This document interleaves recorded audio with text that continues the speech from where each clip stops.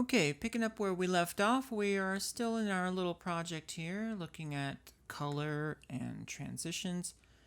And one of the things that is really powerful about the color workspace, and that obviously goes hand in hand with the Lumetri color panel, is the Lumetri scopes panel. Now, we talked a little bit about how the RGB waveform display is really showing us a visual representation of our scene, but it's split out into the RGB, the red, green, blue waveforms, as well as the white.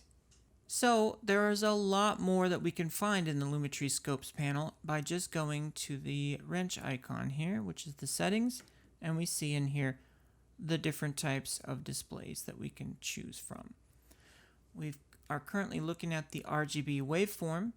We can look at vector scopes and the histogram and the parade. One of the easiest ways to do this when you're first starting out is just to look at the presets. And let's look here at the vector scope HLS. That's our first one on there. And you can see HLS refers, of course, to hue, luma, and saturation. And this is a visual representation of the colors and brightness and contrast that you're seeing on the program monitor. The way that these are set up, it's kind of confusing, but if you can picture what we had before,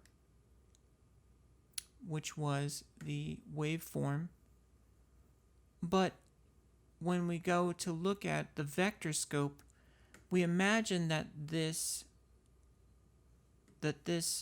display is kind of wrapped up on the inside of a tube, kind of like a kaleidoscope, and we're looking through it. Let's look at the YUV vector scope.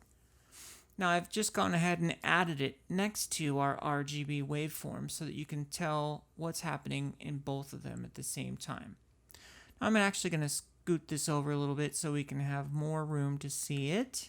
So these blocks over here represent the different points on this vector scope that correspond with our yellow, green, cyan, blue, magenta, and red values.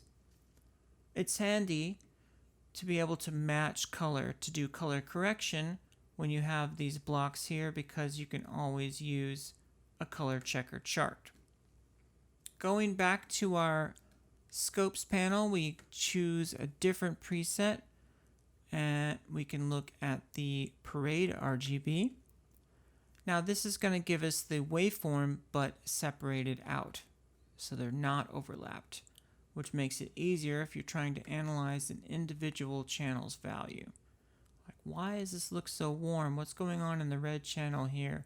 And you can really spot the difference about how much more information there is in the low mids than there is in the green or the blue.